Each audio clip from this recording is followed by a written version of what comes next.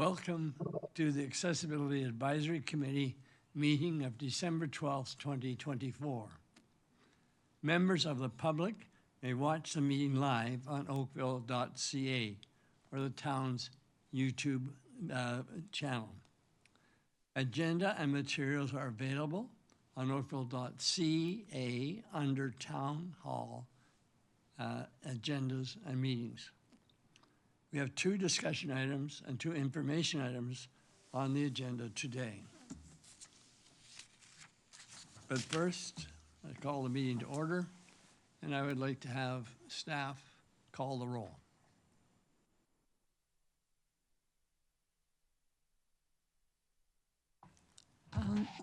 We have only one regrets from Mr. Devin Bright. Okay, thank you.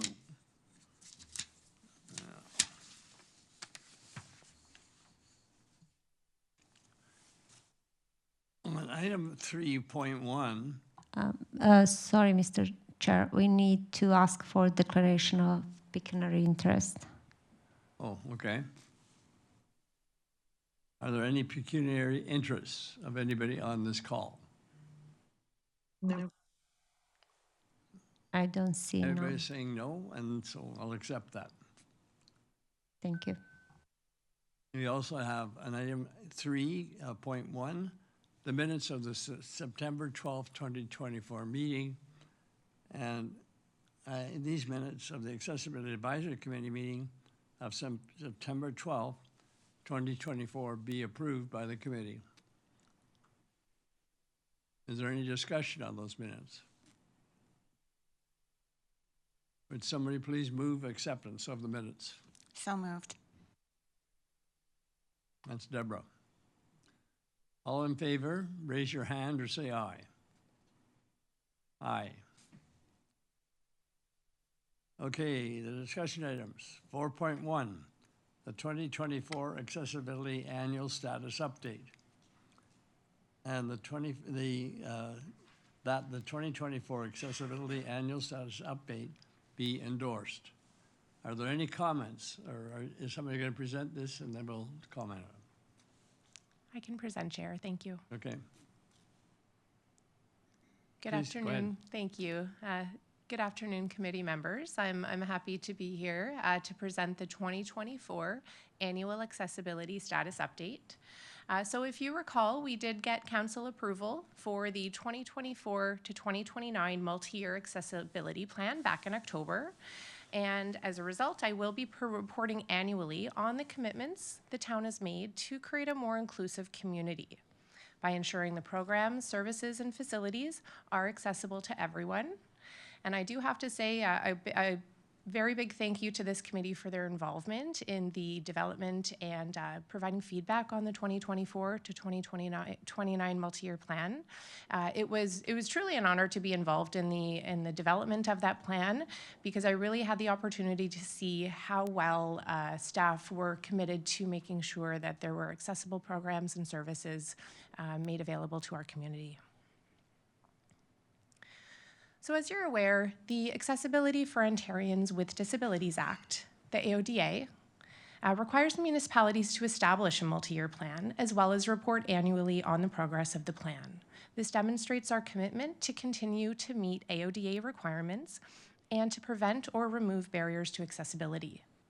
Fostering inclusion is a shared responsibility, and we are all working together to create that sense of belonging. So while the multi-year accessibility plan does speak to AODA requirements, our IDEA plan, which is the Inclusion, Diversity, Equity, and Accessibility, that plan was also approved earlier this year. That speaks to the actions that we're going to take over the next 5 years to be a more inclusive Oakville. And it spotlights the incredible services and programming that serves individuals of all abilities and backgrounds. So both our multi-year accessibility plan and the annual status updates are aligned with the key areas mandated under the AODA to ensure continuous improvement. These include customer service, employment, information and communications, transportation, and design of public spaces. This year, there is a continued commitment to reporting, policy development, training, and procurement to maintain and enhance accessibility while continuing to meet or exceed requirements. And our accessibility policy and related procedures are posted on the town's website, and we are planning to review and update where needed in 2025 in consultation, of course, with staff in this group. So looking at training, townwide training on the Integrated Accessibility Standards Regulation, the IASR, and the Human Rights Code continues to be provided to new and existing staff, council, and volunteers. This staff training aims to foster a comprehensive understanding of both known and unknown disabilities, promote IDEA principles, and emphasize clear communication. Also this year, select staff participated in specialized training provided by the Rick Hansen Foundation, which was a fantastic opportunity for these staff. And the town prioritizes accessibility in its procurement practices, embedding design criteria and features into the process where feasible. Both staff and suppliers must comply with the AODA and Oakville's Universal Design Standards, and this is mandated in the town's purchasing bylaw. Upcoming training for staff will incorporate accessible purchasing requirements, ensuring accessibility criteria are consistently applied. These measures strengthen the town's commitment to embedding accessibility into all aspects of its operations. And the purchasing bylaw will be comprehensively reviewed in 2025, and of course, accessibility will be made a priority in its review and update. So turning now to customer service, the customer service standard outlines how the town will make it easier for anyone to use its goods, services, and facilities. And the town is very committed to ensuring accessibility, especially during the digital shift. Our staff engage with the community to uphold inclusive customer service, building on initiatives, listening to feedback, and exploring innovative ways to enhance accessibility.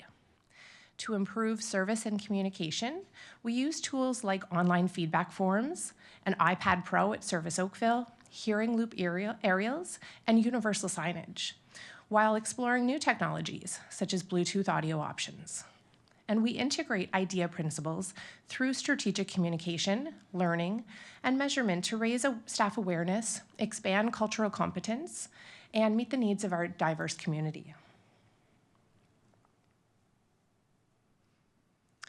The Information and Communication Standard ensures accessible information and communication for people with disabilities, promoting equal community participation. In 2024, we did make significant progress in online accessibility by advancing WCAG 2.0 compliance and regularly monitoring web content accessibility.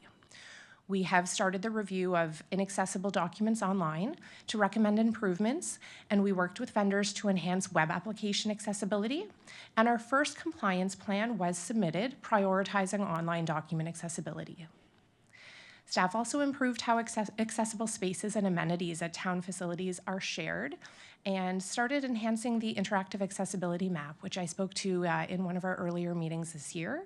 And I do plan to provide an update on this map at our March meeting.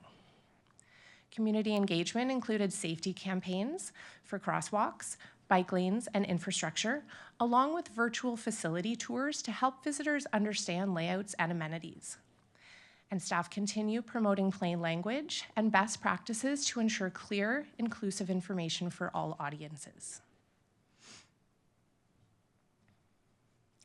So this year, the Oakville Public Library really did make significant strides in advancing accessibility and inclusivity for our community. You'll see on the screen cognitive care kits. So these are now made available at libraries, and they offer dementia-friendly reading materials tailored to individuals with cognitive challenges.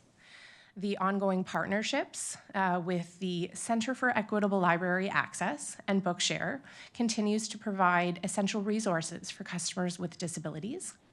And additionally, the service delivery by mail remains a cornerstone of accessibility, ensuring that customers unable to visit the library can still enjoy materials delivered directly to their home.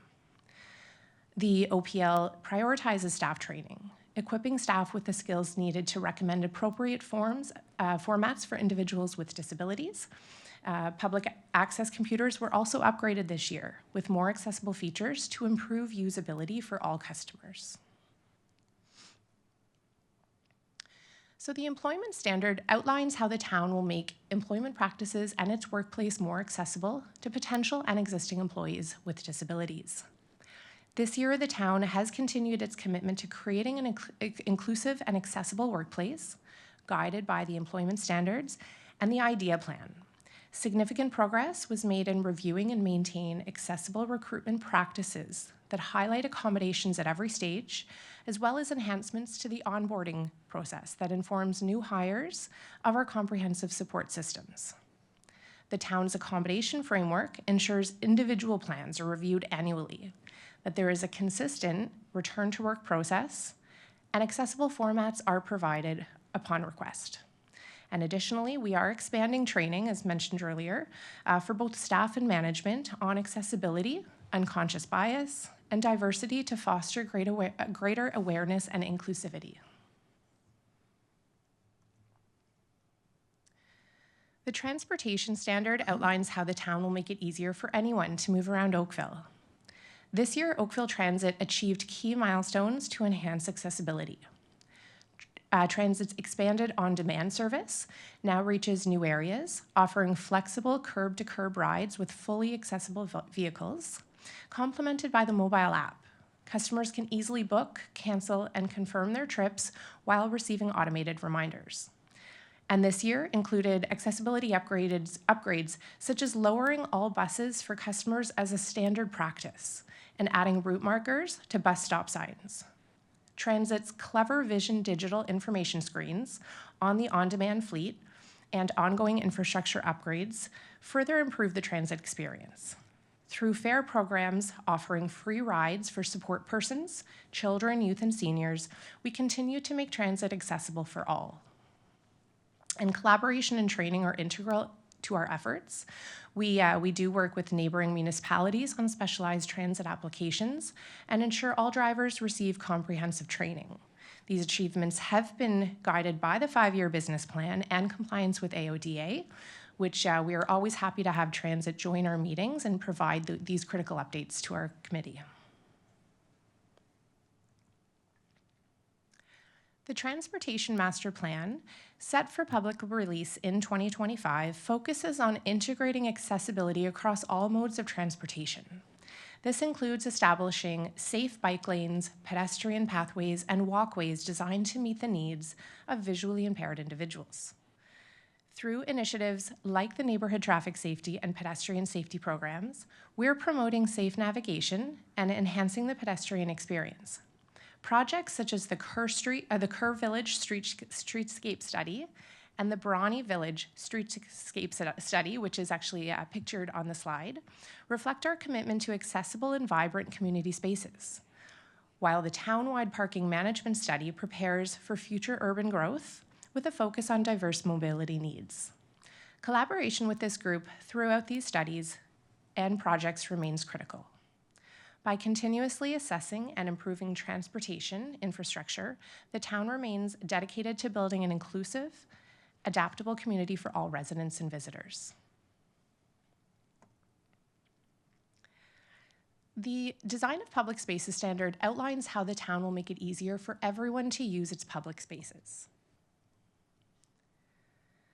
The release of Oakville Universal Design Standards 3.0 is a huge achievement with innovative features like restorative spaces to support neurodiverse individuals and a focus on accessible maintenance practices. These standards are now mandatory for all town facility projects, reflecting our commitment to setting high accessibility benchmarks. We've also made progress on the town-wide accessibility audit, prioritizing upgrades to washrooms and change rooms in older facilities starting in 2025. The Downtown Cultural Hub continues to evolve with public input shaping plans for a new central library. Our efforts were recognized with 3 more facilities earning Rick Hansen Foundation Accessibility Certification, including a gold rating for the 16-mile community center and library, even before its opening. And this is a picture of the pre-construction work that received the certification. And additionally, recreation and culture programs introduced enhanced support services, including sensory swims and sensory kits, further demonstrating our dedication to creating welcoming spaces for all residents and visitors.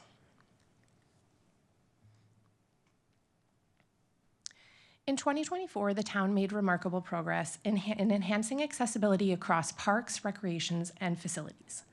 This year's achievements include extending park bathroom hours and adding accessible picnic tables and clear pathways, ensuring everyone can enjoy our outdoor spaces comfortably. A major highlight was the accessibility-focused renovation of Wedgwood Pool, made possible by the Enabling Accessibility Fund. Additionally, we've prioritized sensory-friendly and shaded features in ongoing playground and splash pad updates, like the planned replacement at Winton Way Park, and pictured here is a 3D concept image of that. We also took significant steps to improve our trail network, implementing recommendations from the Trail Accessibility Audit.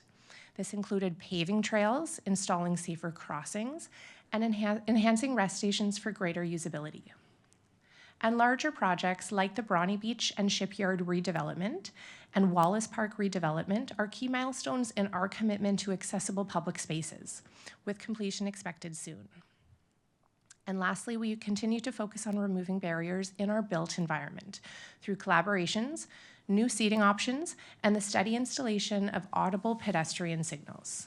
These efforts reflect our dedication to ensuring that all residents can navigate and enjoy Oakville's public spaces with ease. So that does complete my presentation on the 2024 Annual Accessibility Status Update. As I mentioned, I will be providing these updates annually, detailing completed accessibility initiatives, along with any new information or even legislative changes. And I did say this earlier, but I just wanted to say how much of an honor it was being involved in the development of the multi-year plan to see the wonderful work that staff are doing across the town. And of course, receiving the insights from this committee, it is truly important and valuable to receive the information that you have to share with us. Together, we are moving forward to create a town that supports everyone. And at this point, I would love to open the floor to questions if there are any. Thank you. Thank you, Andrea. Are there any questions for Andrea? Yes, Councillor Giddings. Great presentation. Thank you very much. A lot of detail. 2025 was the original deadline for the AODA Act. Any feedback, input that we've heard in terms of the province's plans going forward?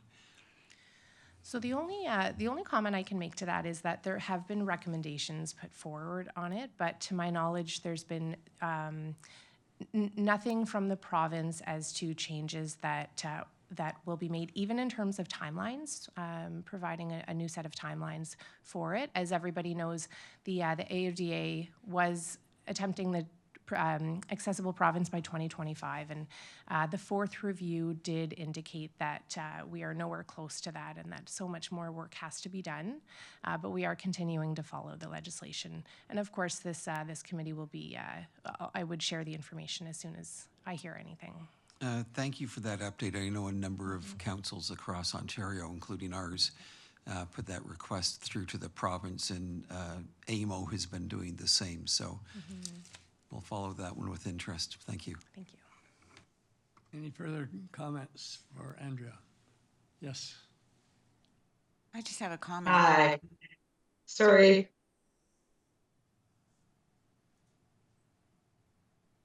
Who is speaking?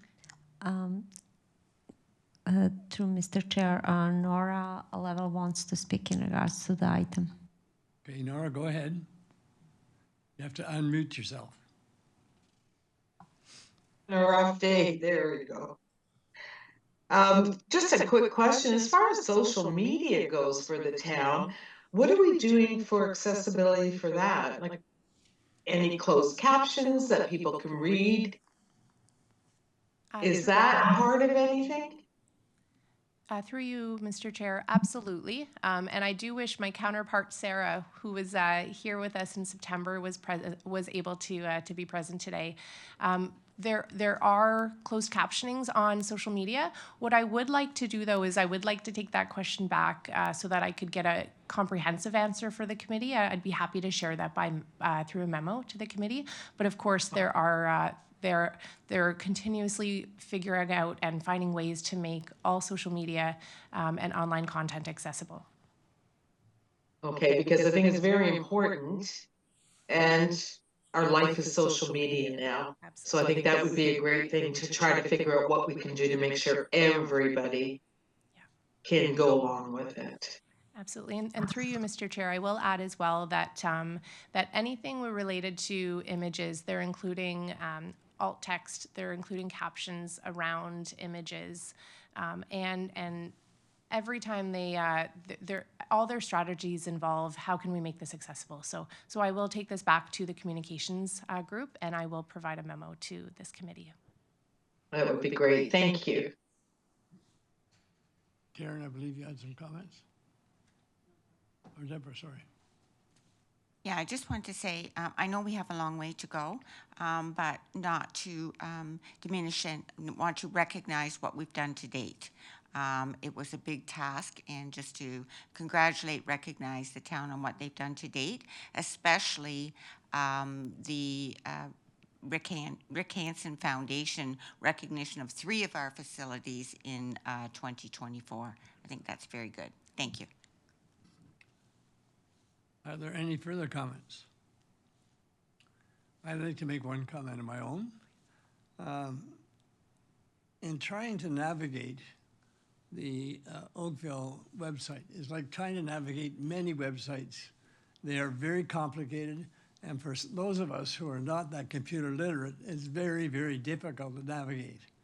And I don't know how you can make it more simple, but that's a comment I'd like you to take to council, to say that we, as you know, neophytes in the computer world, although I've been working with computers since 1985, the websites get more and more and more and more complicated, and they make them more and more and more difficult.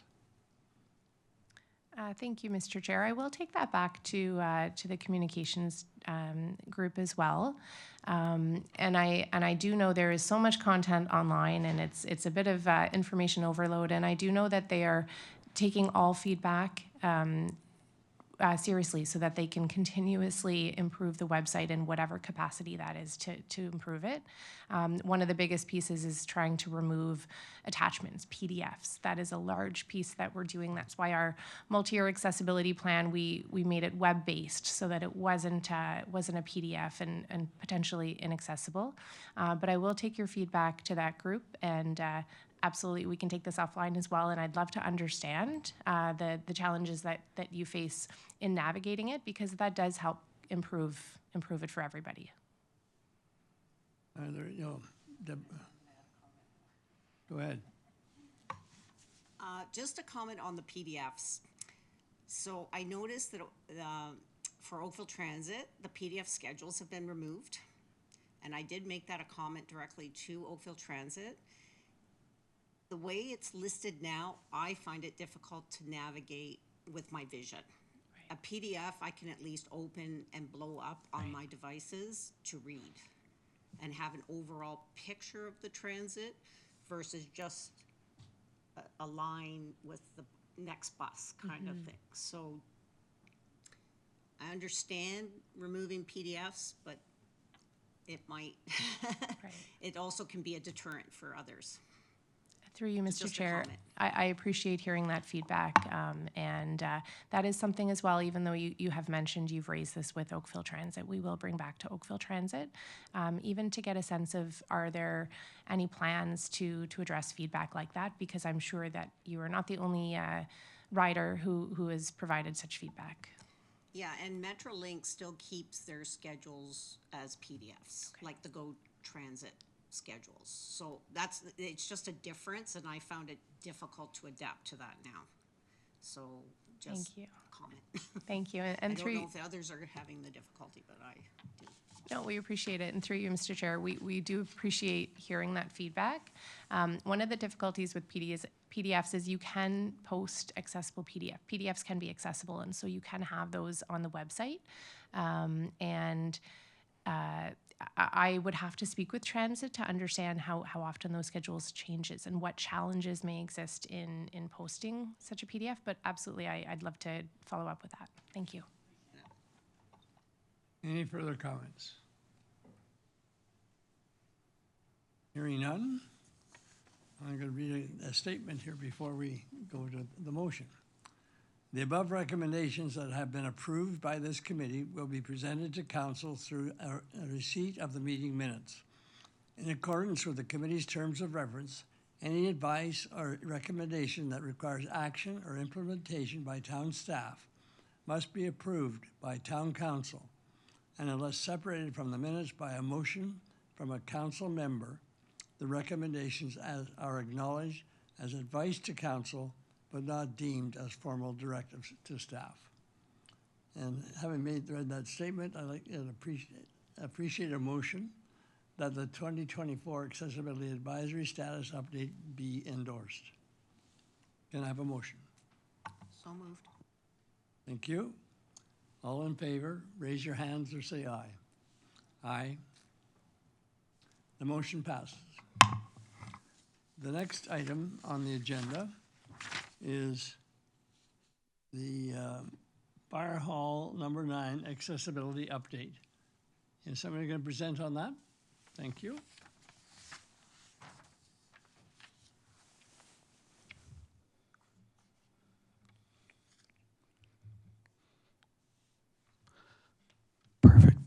Perfect. Thank you, Chair and members of the committee. My name is Brandon Bortoluzzi. I'm representing Salter Pilon Architecture, who has been the lead consultant on the development of Fire Hall 9, which is both a fire hall and a fire prevention office for the town of Oakville. We've been working alongside project management staff from the town as well as our consultant team in the development of this project. Fire Hall 9 is being located at 4075 6th Line, which is at the intersection of 6th Line and the new development Loyalist Trail that leads back into the subdivision in that area. It is alongside the portions of 6th Line that are currently slated as well for redevelopment of those sections of 6th Line, and we will get into that a little bit with some of the accessible connections to sidewalks and such that we have within our proposal as well.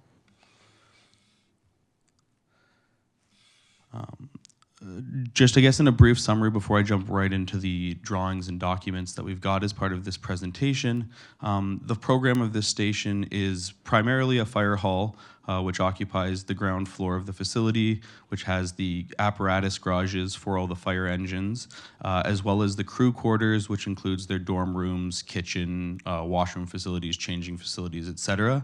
But the fire prevention component, which is an addition to this project, is located on the second level and would be the primary location for fire prevention officers as a home base when they're not out giving presentations, responding to calls, fire investigations, etc. And so that does tie into a little bit more of the accessibility for the facility as well. The current slide that you can see is the proposed site plan for the facility. In yellow is the fire hall itself. The truck and fire vehicle bays, garages are to the north of this image, the top of the page, while the crew quarters and fire prevention offices are on the south side.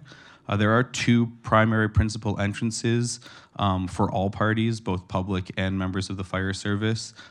These are highlighted on the screen with the red text pointing to them, and both are designed to be fully accessible. When we get to the interior of the facility, we will talk a little bit about that, but there are enlarged vestibules, barrier-free, ADA automatic door openers with barrier-free push buttons at those locations as well.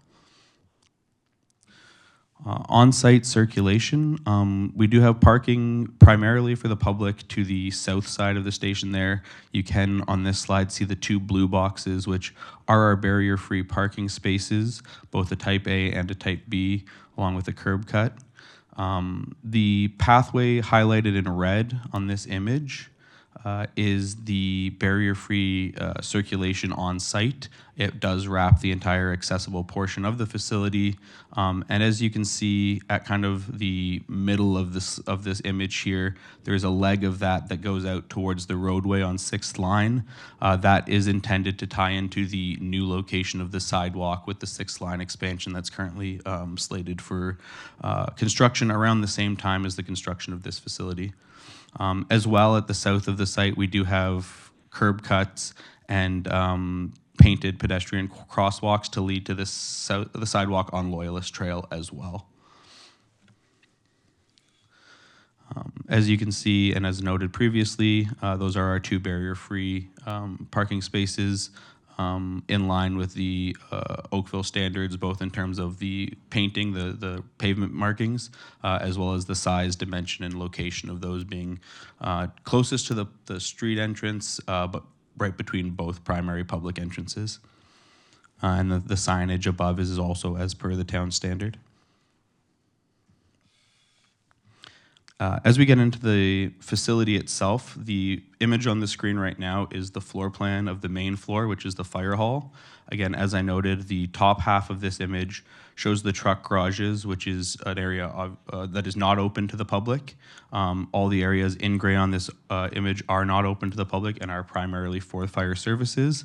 Areas in the blue and purplish tones are publicly accessible interior spaces.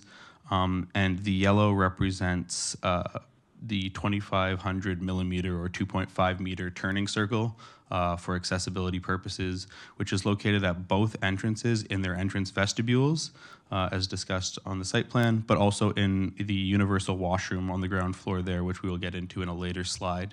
And that's located directly along the public path of travel through the facility from the one entry vestibule to the other. On the upper floor, similarly, the publicly accessible areas are limited to the vestibule or the lobby, I guess you'd say, adjacent to our elevator and stairwell there. Again, you can see the 2.5 meter wide turning circle in that space. There is a bit of a public extension into the office area above there. There's a little blue square. That is essentially for members of the public coming in to interface with fire prevention, drop-off documentation, et cetera, at the reception desk and table there that are being procured in hand with the town to meet universal design standards and Oakville's requirements. But that is the primary extent of publicly accessible spaces. You will also note we've indicated one of the washrooms on this level as publicly accessible. The pathway to that as well is publicly accessible if that washroom needs to be utilized, but the spaces are shown as gray because they are primarily for private fire services use only. Similarly to that point that I was just making, on this image you can see that the areas in red, while not intended for public use throughout, there are barrier-free paths of travel to access all of these areas. So if there was a member of the fire service or the fire prevention team who was long-term or short-term requiring any access assistance, whether that be through a mobility device, a wheelchair, a cane, et cetera, these pathways to all these areas of the station are still accessible to them. They're just not all public areas. The same goes for the upper floor plan, as I said, and this is why that public pathway from the extent of the public area at the vestibule and reception desk to that back washroom is still workable, and that's because that washroom is still on a barrier-free path of travel. There is no obstruction between that front reception desk and that washroom area. So as I said, we would come back to the universal and barrier-free washrooms. These are the 2 washrooms that we had denoted as accessible on both floors.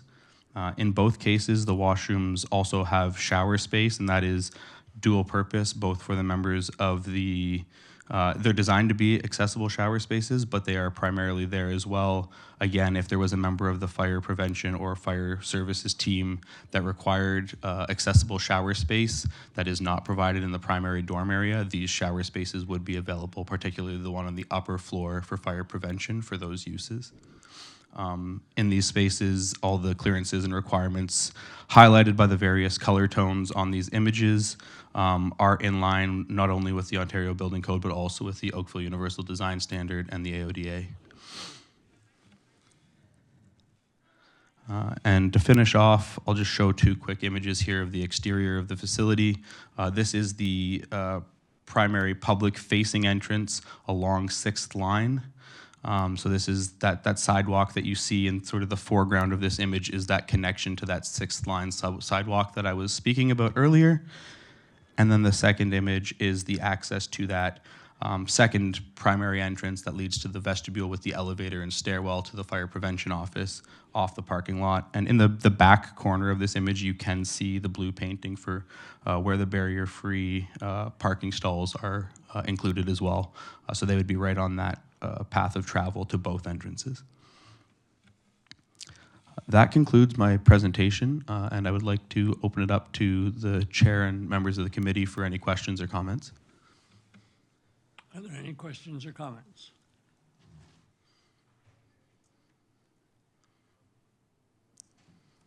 Hearing none? Mr. Hello? Chair, Pardon me? yeah. Hi, Go ahead. are we there? Okay, I have a question about the washrooms. How are we determining when you're going into washrooms, and this is for every place in the town of Oakville, can a person in a wheelchair actually drive in with their wheelchair without having to cut a corner or open a secondary door? Has anybody looked into that? Through you, Mr. Chair, I think I would have to investigate further exactly what it is you're intending. In both cases, in this sense, particularly with the upper level one, there is a single door entry point, and our clear floor space with our turn radius, et cetera, is immediately in front of that door. The obstructions are all moved to other portions of the washroom. Same goes with the lower level washroom, the universal. All the obstructions are away. Our turn circle is immediately upon entry to the space, so there should be no obstructions within the entry or access to that washroom. But I do appreciate the question, and I can take that back as well to the team to see if there are any other further comments that we can provide to the committee. Because my husband he's in a very large wheelchair. He controls it with his head, and we find it very difficult to get even into an accessible washroom. Sometimes we have to pull him backwards into it. So I'm just wondering, are we just using a manual chair to think of these things? There's a lot of power chairs, and there's people with different types of power chairs, and we're finding it difficult to. Like, I've gone into a man's washroom and pulled my husband in. So it's like, I have no choice. For sure, I appreciate that. Through you, Mr. Chair, I think in response to that, I would say that the Oakville Universal Design Standard does do a lot in terms of those specific issues. It does consider a larger turn circle and clear floor space than most other design standards throughout the province, including the OBC and the AODA. And in that case, newer facilities that have been constructed with the OUDS in mind within the town of Oakville would have that. The universal washroom on the ground floor of this facility, which would be the primary public washroom, certainly does consider that 2.5 meter clear space turning area. The one on our upper floor is designed to the lower requirement, which is for general barrier-free washroom facilities. However, in that case, we do also have it actually designed to a larger radius than that standard would require as well. So it is not quite to the 2.5 meter requirement that the OUDS puts in for the universal washrooms, but it is larger than what you would find in the standard barrier-free washroom facility. Okay, thank you. Any further comments? Well, we'd like to, thank you very much for your presentation. And I'd like to have somebody move that the report. Sorry, go ahead.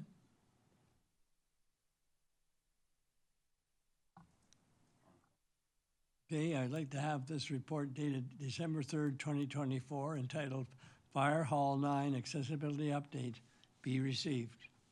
May I have a motion? So moved. Okay, Deborah, thank you. All in favor, raise your hand or say aye. Aye. Aye. Thank you very much. Now, we have two information items. So council approves 2024-2029 multi-year accessibility plan. And item 5.2, accessibility advisory committee meeting schedule. The date and time of our next meeting. Through Mr. Chair, we first need to move the information items that you received. Say again, please. The information items has to be moved that you received them. Okay, that's what we do. I'd like to have a motion that we receive the report, the information items. So moved. Okay, thank you, Karen. Okay, all in favor, say aye or raise your hand. Aye. Motion carries. With that, I'm going to ask for the date and time of the next meeting. Date of time of the next meeting is March 20th, 2025 Thank you very much. at 4 p.m. Sorry, Okay, that's the standard time. correct. Okay. And now I will entertain a motion for adjournment. Who wants to adjourn the meeting? If nobody does, I will. Okay, thank you. Thank you, Councillor Giddings. The meeting stands adjourned at 3:42, according to my watch. Thank you, everybody. And I have one final comment. A Merry Christmas to all. Merry Christmas to you and happy holidays to everyone. Thank you. Thank you very much for the year. So now you got to think about your chair for next year.